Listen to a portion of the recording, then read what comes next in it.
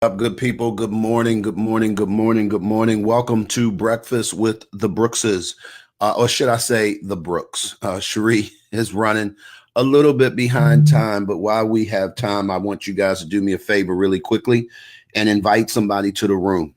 Do me a favor, tag somebody, particularly if they are divorced, if they've gone through a divorce, maybe they're married and they're married, but they've been divorced, maybe they're single and they're not satisfied. Look at what the cat dragged in. Good morning, baby. Did you say breakfast with the Brooks? I said breakfast with the Brooks did you write because me out the script? I wrote you out the script. How you gonna write me out for the script? first part because you wasn't here, so the script had to include just the person that was here for a second. And then that's not the way we do it. No, that's not how we do it. So let's start this over. Good morning. Good morning, guys. Good morning, guys. Welcome to Breakfast with the Brookses. My name is Glenn P. Brooks Jr. I am an author. I'm a speaker. I'm a coach. And this lovely late light-skinned young lady is... Why you gotta be throwing shade? I'm sorry, baby. But anyway, I'm Sheri Brooks Jr., author, speaker, relationship, and life balance coach. And it is a pleasure to be with you guys this morning. It has been a long 4 days. Week. Long, short week, yeah, right? Glad to be here today. Yeah. Glad to be here today. You're doing good. You've had your share of challenge. Just sitting a good morning. Good to see you, sis. Good to see you guys. Listen, we are going to pick up where we left off last week. For those of you all who are replay viewers, do me a huge favor and tag somebody. Share this out. Let them know that we are in your case on replay. For those of you all who are joining us live here, do me a favor, tag somebody, share this out, let them know that we're here, we're live, and we want to help you. Sheri, one of the things that I am just convinced of is that most people are not winning, not because of their lack of love in their relationships, but it's because of their lack of skill. And I thought they just didn't want to. Nah. They just don't know how to win. Do you want to win? Look. Let me tell you something right now. Winners have learned how to win. And I think that a lot of people don't really get that, babe. When you look at a winning ball club, when you look at a winning, quote, franchise, the culture of winning is a culture, and it's learned, just like the culture of losing. Right. When you're losing, there's a culture that comes with that. And so one of the things that we've done in order to help people win is we created a culture of like-minded people who want to grow their relationships. We call it MAPS, Marriages and Parenting Successfully. It's a relationship academy. And our whole goal there is really to add value to people who are trying to grow their relationships in a healthy way and do it very, very purposefully. Right. And in that group, we get to share with you guys the benefits of our mistakes over the years.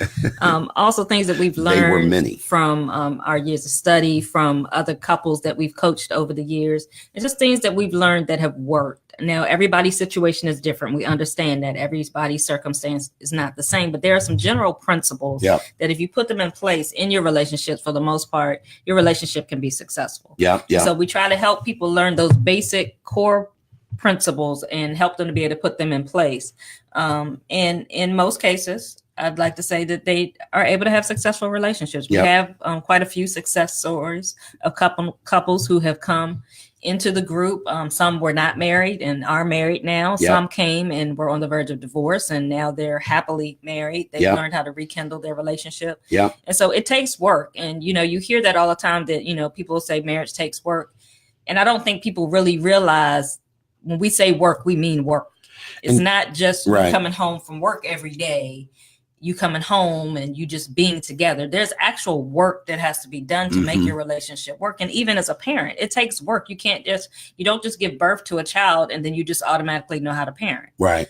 Some of it is biological and you'll know. And unfortunately, we know parents that don't have that gene, that switch doesn't go off. Right. But there are skills that you can learn to help you to be a better parent, to help you to be a better spouse. And it takes work to do that. And it takes investing in yourself first and foremost. Absolutely. It's more about you than it is about your spouse. And that's one of the things I kind of want to make sure that we definitely kind of touch on. Linwood, thanks for jumping in, brother. He says, grateful to see Sheri feeling better. Thank you, Linwood. And Linwood, shout out to our MAPS Masterclass, guys. For those of you all who may have heard some rumblings, Sheri and I decided before we get into today's talk, I do want to let you know that if you are a counselor, if you are a relationship coach, perhaps you are a ministry worker, if you have a desire, or even if you have a desire to be one of those, maybe you've gone through your share of pain, right?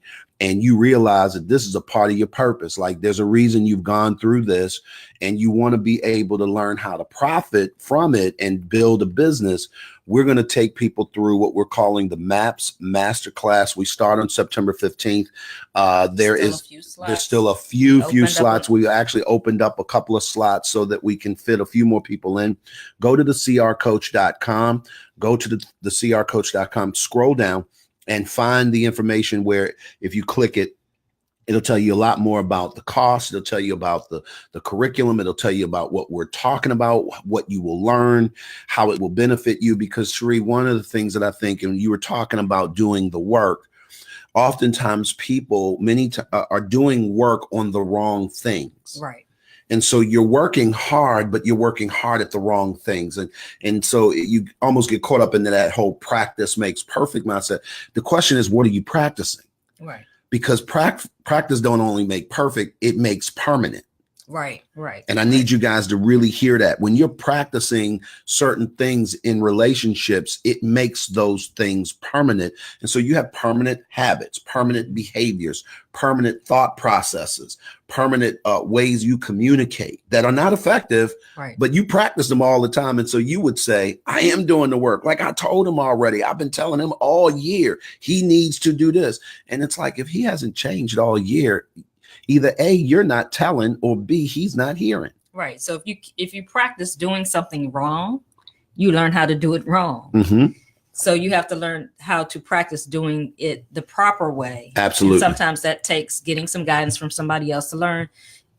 And basically, I'd like to subscribe to the thought that if what you're doing isn't working, try something different. Absolutely. Just try something different. If you've been doing the same thing, if you've been trying the same approach over and over again and it's not working, try something different. Here's what we can promise you. Lose? That's exactly what I was going to say. Result. Right. You know, something, you got a possibility of getting a different result, but if you keep doing the same thing over and over again, and they call that insanity. Yeah. You know, you keep doing the same thing over and over again, expecting a different result. It doesn't work that way. So you have to try something different. Good morning, Danetta. Thank you for jumping in. Andrea, thank you for jumping in. Sidna, thank you for jumping in. Guys, we're going to get started here in a quick second. We're trying to allow for a few more people to jump in just to make sure we got everybody on the page. Yes, ma'am. Right. And I just wanted to sidebar real quick. I know for those of you that have been following us for a while, I always, when I introduce myself, I say that I am a life balance coach. And recently I had to practice some of the things that I teach as a life balance coach. And there's one thing I just wanted to say, that as you're going through life, oftentimes we put a lot of things on our plate. Mm-hmm.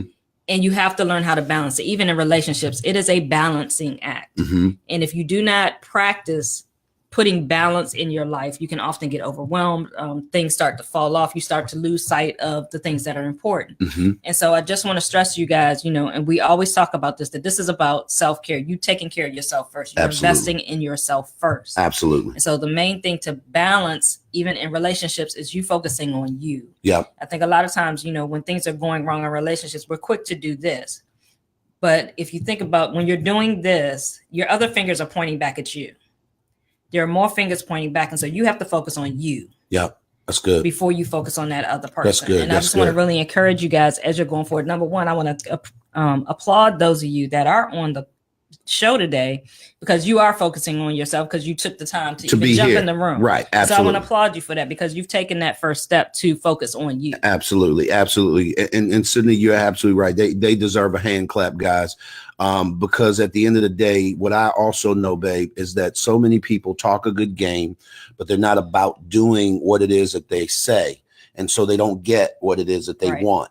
And I think that unfortunately that ends badly in most relationships. Mm-hmm. Guys, today we're going to go down a road that Sheri and I have traveled, and it's called the road back from divorce. And today We're going to go over 10 things. And I know that we started last week. We dealt with 5 things. We're going to recap just a little bit ever so quickly so that we don't take up a bunch of time, particularly if you were here last week. But for those of you all who weren't here last week, we talked about when you find yourself in a place of you're divorced and maybe you're single, or you even may be remarried, but you're remarried by way of divorce.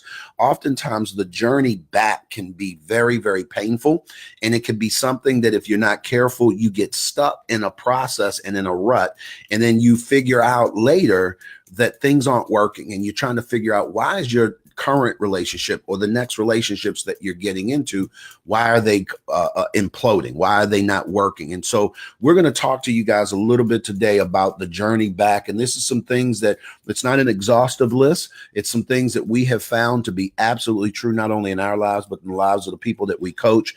Again, if you guys want to be a part of anything that we're doing formally in the way of coaching, we certainly encourage you to go to MAPS Relationship Academy, join the academy, jump in that room, be a part of the process to help you do the work to get to where you need to be. We did not start winning until we had people who coached us on how to win. The crcoach.com is where you can find that. But for today, we're talking about the journey back from divorce. 10 things that you should know. Number 1, last week we talked about what, Sheri? Grieve. That you should grieve at the end of that relationship. There's a process you have to go through to be able to grieve the loss that comes with divorce. And whether you were excited about getting out of your past relationship or not, there's a grieving process that happens because there is a loss. There's a loss of income. There's a loss of companionship. There is a loss, and you have to go through the 5 stages of grief. Those stages of grief are denial, anger, bargaining, depression, and acceptance. And it can go in different order. It doesn't have to go in that order, but to helpfully transition through that, grieving is one of those steps that you have to go through. It is that you have to identify, be able to look back at what the real problem was. This is where, like I said before, you focus on you, not so much focusing the blame on the other person, but look at, what did I contribute to that relationship? How did I contribute to the demise of that relationship? What is it that I didn't do or that I did do? And what areas can I grow in? We also talked about the grain of salt principle. What does that mean, babe? If there's a grain of salt, if there's one thing, grain of truth, right? One grain of truth that's true about you, focus on that one thing. So they may have been 99% wrong in a relationship, but if there's 1%, 0.1% that you can say, okay, that was me. Whether it's I saw something and I didn't address it, I ignored it, whatever it was, focus on that and not so much focus on the 99% of what they did. The reason why, guys, is because it will provide the clues. Listen to me carefully, guys. The clues of where do you build from there? Because so many people trip themselves up based upon what they ignore.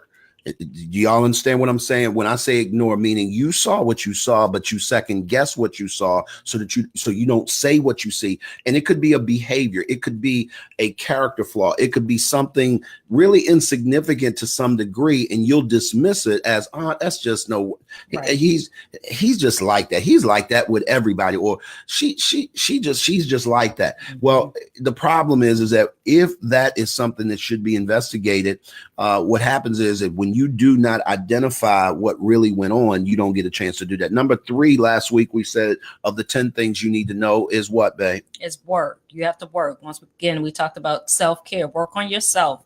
Work on your part and what you can control. You can't focus on what they did or they didn't do. You can focus on yourself. Absolutely. Number 4. I'm sorry, I skipped one. Number 4 is embrace it. Be willing to embrace. Okay, this is what happened. This is where I am. It happened. It's over. Okay, where do I go from here now? Absolutely.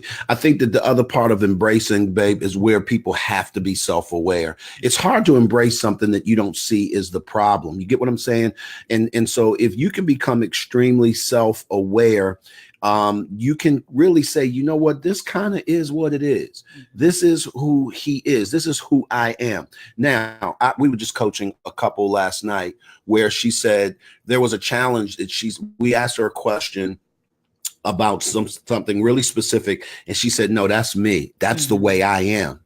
But that's a problem. And I don't know how to fix that, but I do recognize that I'm like that, because he had brought up something and she had to say, yup, as much as that sounds bad, that's me. And her level of self-awareness is going to be critical to them being able to navigate through that. And unfortunately, most people aren't willing to speak truth, first of all, to themselves. And they lastly can't speak truth to their situation. And so things never change. So you have to embrace it. Right. And that's the beginning of growth. When you can recognize your area, your weaknesses, your areas that you need to grow. Yeah. Also, that also helps you to guarantee that you will deal with that before you get into another relationship. 100%. Or you're at least working on it because you're aware of it, so you don't repeat the same patterns. We're going back over the 5 things that we dealt with last week. This is part 2 today, the journey back from divorce, 10 things that you need to know. We said that number 1, you have to grieve that loss. Don't not do this part. Stop. Grieve the loss. The relationship ended, whether you wanted it to or not, whether it was abusive or not, whether it was tragic or not, it ended. And if you don't sit down, take the time to grieve it, it'll come back to bite you. We also said number 2 was identify. For those of you all who are just jumping in the room. Number 3, we said you have to do work, right? Guys, this is not something you can just process out in your mind. There has to be a tangible work that you put to this process, because if not, you will remain stuck. I think that's the biggest thing that we probably did that benefited us coming out of, for me, I was married for 12 years prior to you. Right. You were married twice. I had started doing the work on me. I realized I had issues. Yeah. You know, I it wasn't all their fault, as much as, you know, they had a part to play in it. Number 4, we said, was to embrace it. And number 5, and before we go to number 5, I just want to say welcome to Dr. Reed. Pam, good to see you, Pam. Sweetie. Always good to see you jump in. Regina Hicks, what's up, girl? I'm super excited. You and your husband just celebrating, I think it was 21 years. Man, you and tell Carlos we said what's up. It's been a long time. Hope you guys are doing well up there in the northern part of this great USA that we live in. And so we're just excited for you guys. Number 5, guys, we said you have to discover. And when we say discover, listen to it this way. Think of a GPS. GPSs only work because they know where you are. The only way that a GPS can tell you how to get from where you are to where you want to be is that it knows where you are. And so when we talk about discovering, we're talking about locating yourself, finding yourself, and being able to be comfortable in your own skin. Who are you and where are you? Right. Because often what happens in marriage is that we become so absorbed in the relationship that we lose who we are. We lose ourselves. You lose your identity because you've become this wife, you become the mother. And so then divorce happens and you're like sitting here like, oh my gosh, who am I? Yeah. What is my identity now? And so you have to take some time to redefine who your identity is. Yeah. You know, because that has been your role for a portion of your life. 100%. You have to take that time to redefine, what is my role now? Who am I? What is it that I like? What is it that I don't like? What are my interests? Where do I want to go with my life now? Yep, absolutely. And so today, guys, we're going to pick up and we're going to go on. We said we would give you 10 things. Last week, we gave you 5. Today, we're going to go to number 6. And in order to journey back successfully from divorce, you are going to have to learn how to live life. And when I say live life, babe, here's what I realized. I'll be 52 on Tuesday. I cannot believe that I have been on this planet for almost 52 years. That is a half a century. Right. When we were growing up, I remember doing the math thinking, you know, when the year 2000 comes, 50, right. I will be 33. I think it was for me, it was 33 years old. It's like, oh my God, I'm going to be old. Like, that is decrepit. Like, you really thought to yourself that that would never happen. Right. And what I'm telling you guys is life is short. Right. And then it's gone. Right. Enjoy the moments. Enjoy your time. Now, what we're not saying, I'm not telling you to go on a Vegas trip with your girls every weekend. Right. I'm not telling you to go about living my best life. Right. Right. We ain't saying do that. I mean, you can do that, but don't right. Don't that do should that not all be the time. Your diet. Right. But get out and enjoy life. Do Absolutely. Things you've never done before. Absolutely. The things that you've had an interest in. Take this time now while you're not with someone. Absolutely. to explore life. Absolutely. You know, if you've always wanted to go rock climbing, go rock climbing. Yep. Do it. If you've Figure it out. always wanted to take a painting class, to go back to school, to do whatever. Get flying lessons, things, whatever the case may be. Live life. Life is too short for you to be sitting behind four walls and stewing over the fact that your relationship, your marriage is over. It's gone. Live life, because in most cases, I can guarantee you that other party is living life. I can promise you that. They doing life. I promise you that. Now, whether you agree with what they doing with life or not, they're living their life. That's beside the point. But live life. Don't allow this. This is not the end. Absolutely not. Divorce is not the end of life. I love it. I love divorce it. Divorce is the beginning of a new chapter of your life. Yeah. So start living that new chapter. Babe, I love it. I think that one of the challenges that we find when we coach people, particularly who are single, is that they have built such a life. And I get it. I get it. When you're with a person for 12, 15, 20 years, if you're with a person for 12 days, there's been a rhythm that you've established in being with them. Mm-hmm. And so depending on how it ends, I'm not minimizing the pain behind it. But what I am saying is embrace it and deal with it so that you can move on and get to living your life. Because if you don't, I promise you, you will stay stuck, and it will absolutely affect every relationship that you touch from that point forward. And one PSA, public service announcement. Oh, watch out. Do your best to take some time to live life by yourself before you jump into another relationship. Oh, that's good, babe. Oftentimes what happens, because we're accustomed to being in a relationship, you're not accustomed to being alone. We often will jump into another relationship really quickly, and we haven't had an opportunity to live life. Go to the movies by yourself. Go out to dinner by yourself. Don't be especially when you don't want to. Right. Don't be so quick to jump into another relationship. I know it feels good when you get attention from somebody else, when you have come through a divorce and you're feeling down on yourself, and your self-esteem might be a little low right now. Yeah.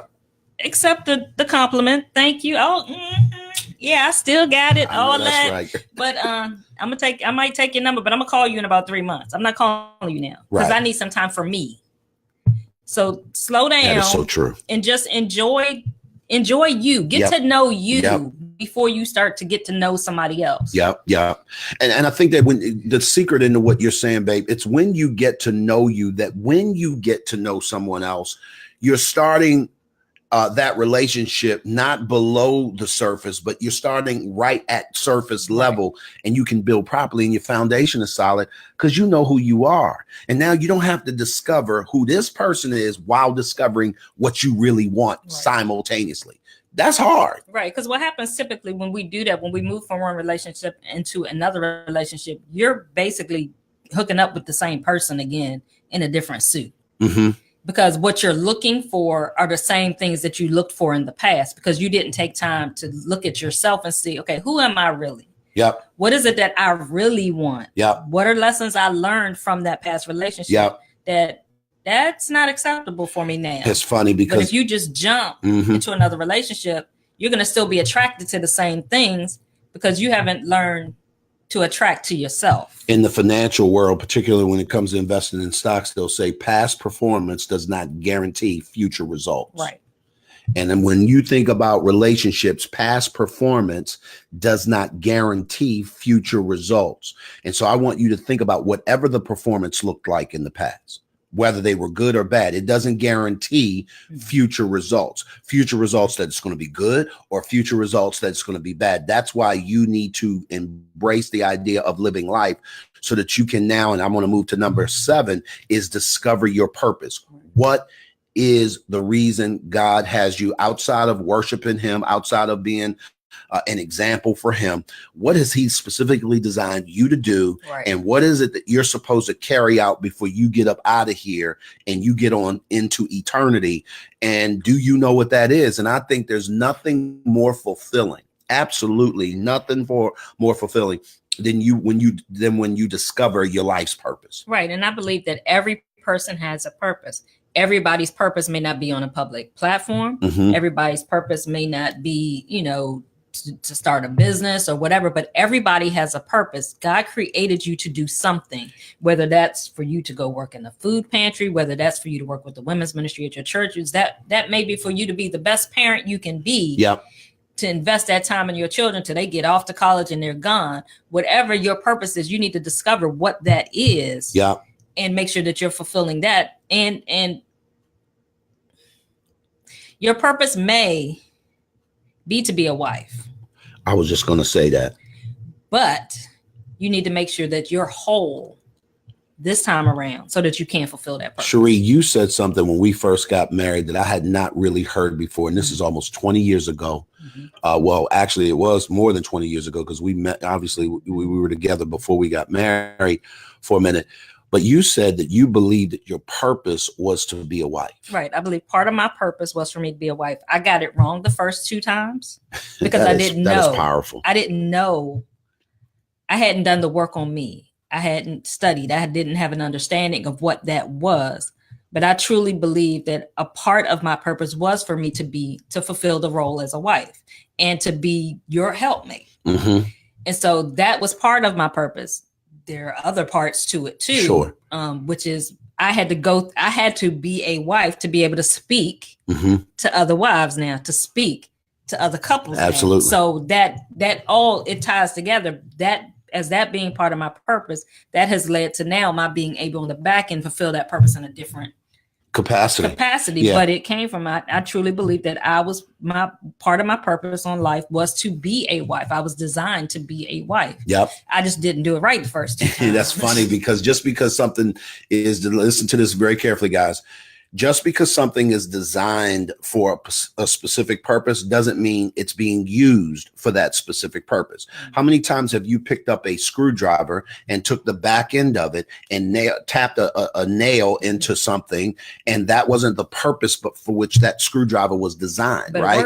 It worked and it may work a few times, but here's what you do know. You keep using that handle like that. Eventually you're going to break it because that's not what it was designed for. And I think in relationships, babe, what happens is that people find themselves doing, even though they're outside of the design that they were supposed to be doing that thing for. Right. And there's a breaking that takes place. And then you're trying to figure out what happened. You were out of position. And that takes me to number 8. If you are going to successfully make this journey back to or back from divorce, you're going to have to position yourself. Oftentimes, listen to me carefully, guys. Many of us are out of position. So as a result, we do not win. Let me say this way. If you know anything about the game of baseball, you understand that some of the defensive moves and the plays that these guys make are all about their position, meaning that a shortstop is supposed to line up in a certain place. A second baseman is supposed to line up in a certain place. Even in football, when you find that there is a quarterback that gets sacked, if you go back and you look at the film, oftentimes one of his O-linemen was lined up in the wrong place, or they allow. And so as a result, the defensive person was allowed to shoot the gap and get to the quarterback much quicker than they were supposed to because somebody wasn't playing their position. Now, what I really want you guys to understand is that in order to make this journey back successfully, you're going to have to position yourself to win in this next thing that you're doing. And it really comes by doing all the things that we talked about earlier. Right. Now, positioning yourself comes after you've done 1 through 7. You've worked on all that stuff first. You done slowed down. You done grieved. You done gone through the process. You focused on you. You discovered your purpose. Now you have life. To make friends, you have to show yourself friendly. One of the biggest things I always hear from people that have been divorced, especially women, ain't no good men out here. I don't know where to, even from men, I don't know where to meet nobody. I don't know how I'm gonna meet somebody.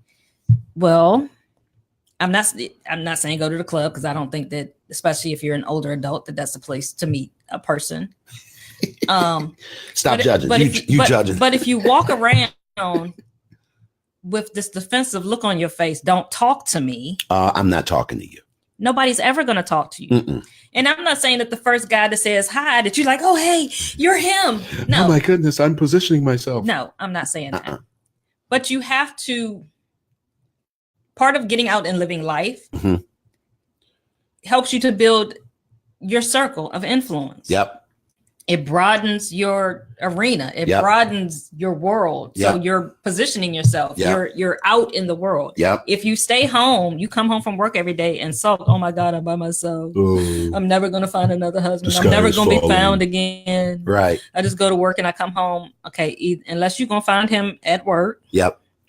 Or you which be if you've been working the there for 10 years, that probably ain't going to happen. Right. Or you're going to meet him in your car coming home. That's not going to happen. And so you have to, part of living life is that. And even with your purpose, whatever you're doing in life, you have to connect with people, with like-minded people. Yes. And so you got to be open to new situations, open to new people. Yes. But going to the next one. No. I don't want to go to the next one. I want you just to slow down for 1 second and let me jump in. Okay, go ahead. So Valencia, thank you so much. Great information. You're welcome. You're welcome. Thank you for joining the room. Guys, we're talking about positioning yourself. Here's what I want to ask. This is a question for the people that are on. So I'm giving you a second to get your typing fingers ready because I'm going to ask you a question and I want you to put it in the comment. Here's the question. Outside of what you are currently doing for a living, I don't want you to include this in this question. What are you passionate about?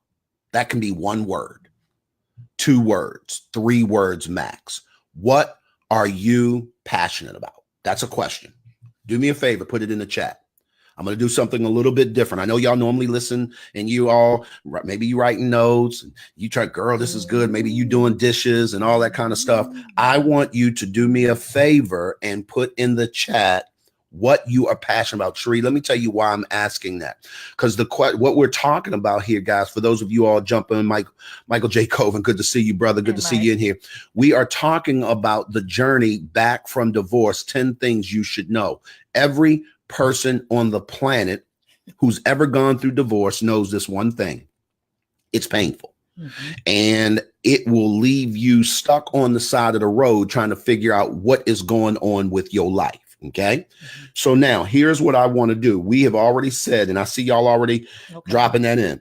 I want to deal with that. Y'all do me a favor. Keep telling me, what are you passionate about? I need you to, outside of your job, your vocation, what are you passionate about?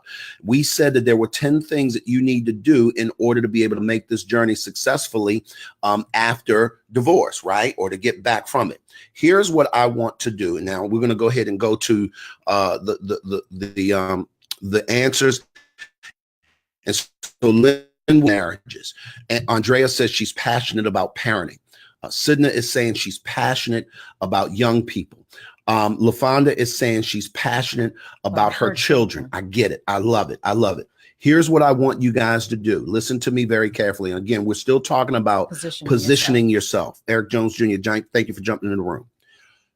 For those of you all who are divorced and right now you are single, when it comes to positioning yourself to be in the presence of people that may be a good fit for you, I want you to focus on what you are passionate about. And then I want you to ask yourself a question. What can you do to insert yourself more in that space? Right. So if it's, if it's marriages, you like helping people with marriages. If it's parenting, you like helping people with parenting. If it's young people, I'll use that as an example. You are passionate about young people. What area can you find where you can do more service and work in the area of young people? Because here is what's going to happen. I can promise you. I married her. I found myself working in the field of what I was passionate about. And I discovered a bunch of people in that same field who was also passionate about the same things. And here's the challenge, guys. Listen to me very carefully. Most people, the reason why they are losing is because they are doing life with people that they have like interests with and not like values with. Right. Go ahead. Right. And like for me, so after my second marriage ended and divorce, I was passionate about my daughter.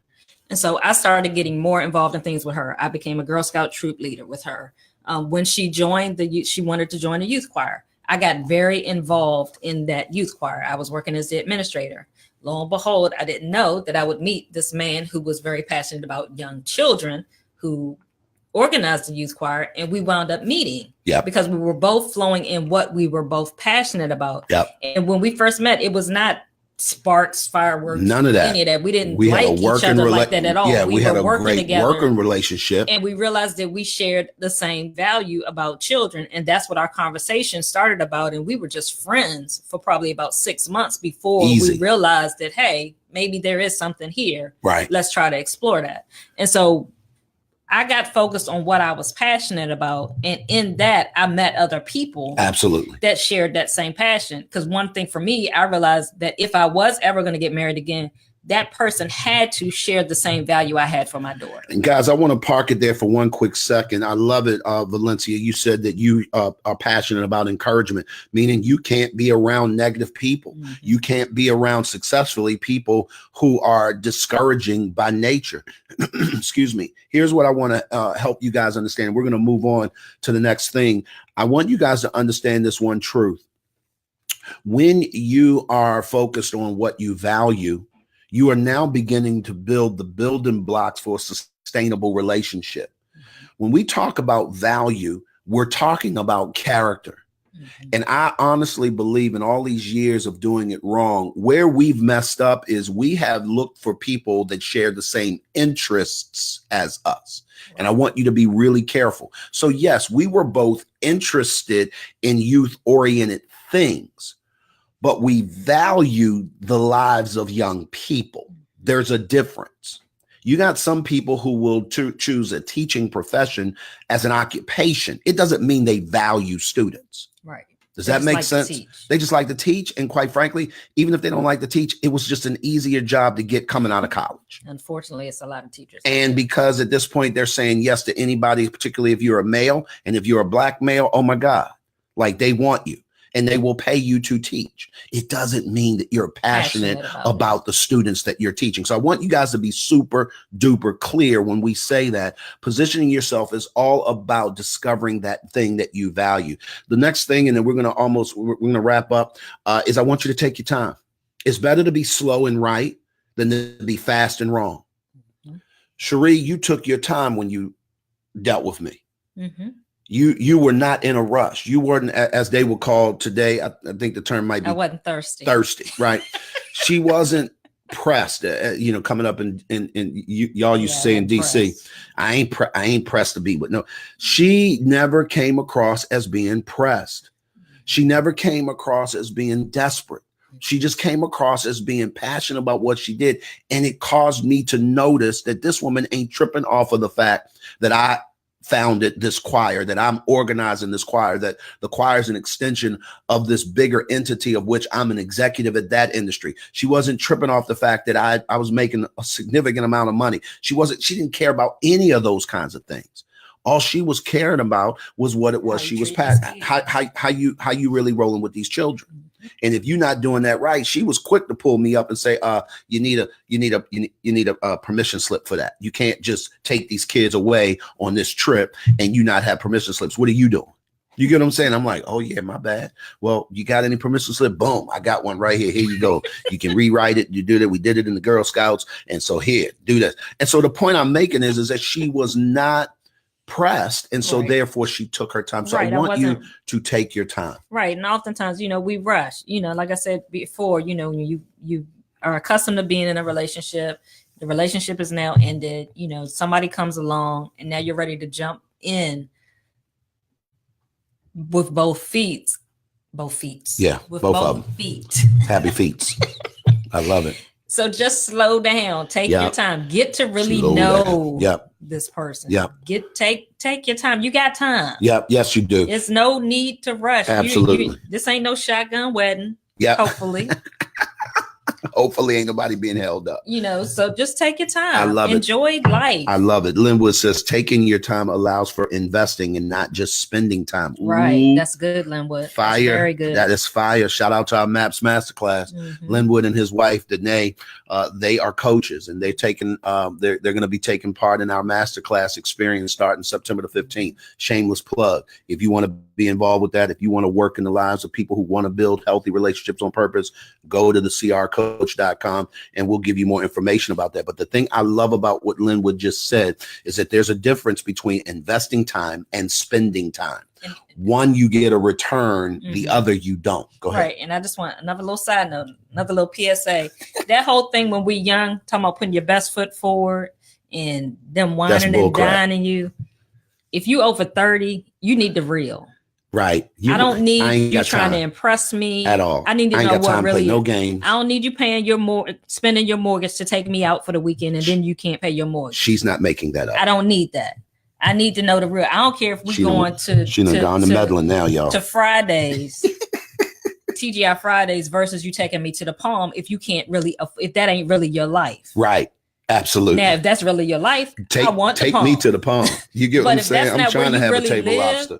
Don't try to impress me. Let me get to know the real you. Absolutely. And for you as well, be authentic. Absolutely. You know, this whole fake stuff. That's how we wound up getting in situations before, and you realize 6 months, a year later, who the heck is this person? Because you guys never were authentic with each other. So when you take that time to invest, and not just spend time, you get to know that person authentically because you're having real conversation. Absolutely. You're talking about real issues. You ain't just talking about the weather. You ain't talking about this. Come on now. Person that's supposedly over our country, but you're talking about the real issues. Right. So listen, guys, what I want you guys to understand very quickly, again, we are talking about 10 things that you need to discuss, or 10 things you need to know about journeying back from divorce. Number 8, we said, was positioning yourself. And we just left off with taking your time. And I think the last thing, and I appreciate you, Lynn. Thanks, Lisa, for jumping in the room. I'm glad to see you, sis. Guys, if you're just coming in, do me a favor, make sure you go back and check this replay out, because I think this is game-changing information. You're talking about people who have been there, done that, and lost at it. Listen to me carefully. We've been there, we've done that, and we've lost. And we have no problem in sharing with you guys how we lost, because I do think that when you study how you lose, it gives you clues to how you can win. Does that make sense, guys? If you study, listen to me carefully, how you lost, not why you lost. Listen, how did that loss come about? It will give you clues as to how you need to move in order to win. Right. That's why coaches will quickly pull their teams in, and the Monday after the games, they're going to watch film. Because whether they win or they lose, they want to know, how did they do that?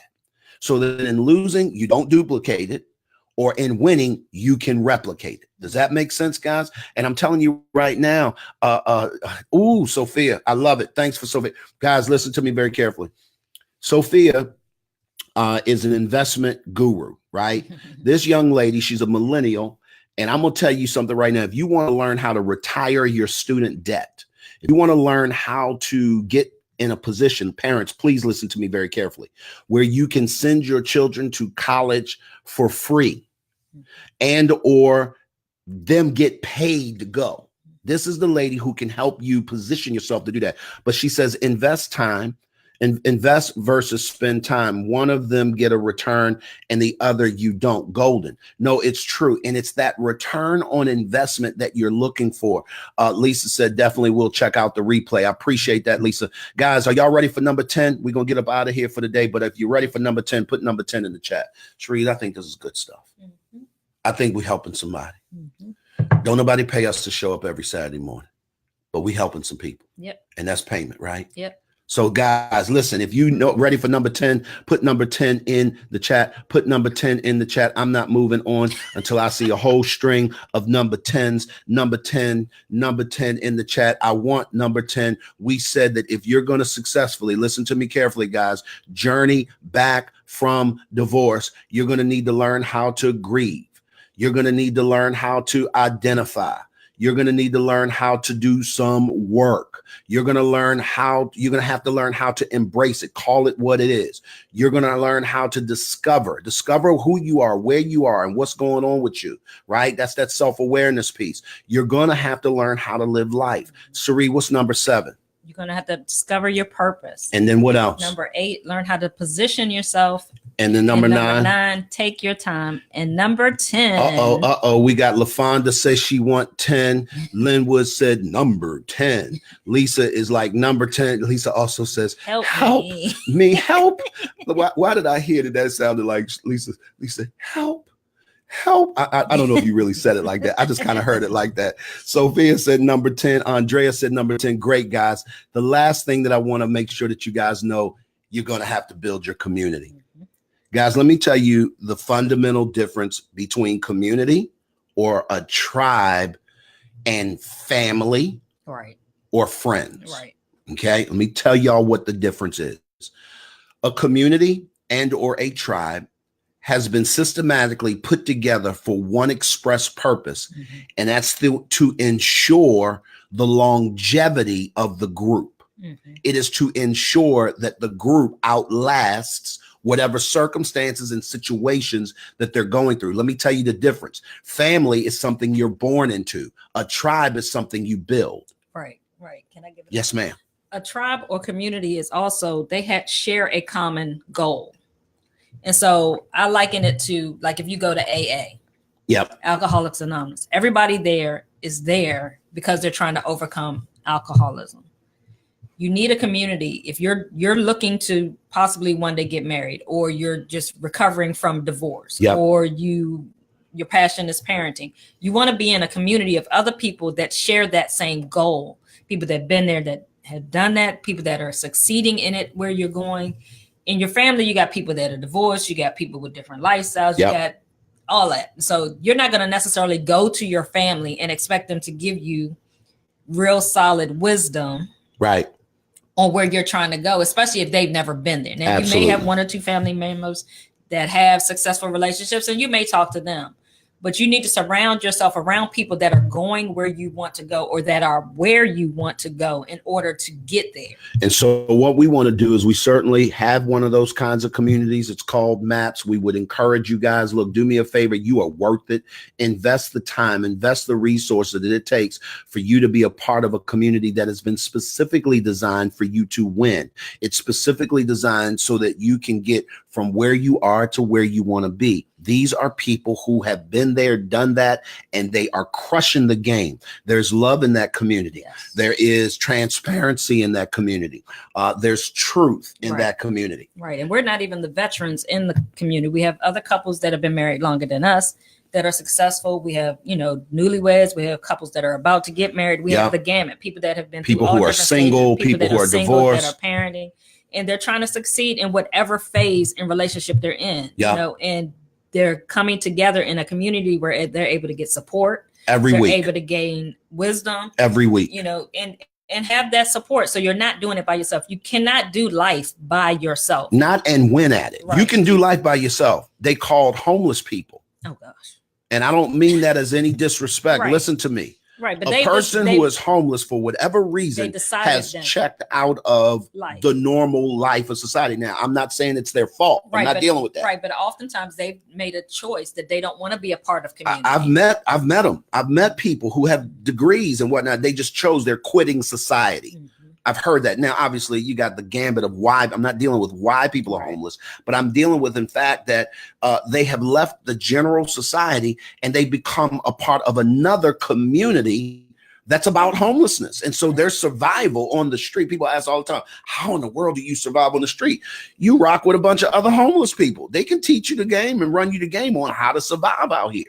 Again, it's still community. It's working for their situation and is designed to ensure their longevity to stay homeless, even though that sounds negative to most people. Why am I telling you guys this? I want you to stop thinking that you can win by yourself. Right. It's not true. Right. If you want to accomplish anything of success, anything of significance, you're gonna need some help. Guys, we're gonna be getting up out of here. I got a coaching session coming up. Shout out to the MAPS masterclass. We're gonna be jumping on a live together at 9:30. We're gonna be doing a book review, guys. Looking forward to seeing y'all. I'll post the link in our closed Facebook group so that you guys can join me on a Zoom at 9:30 this morning.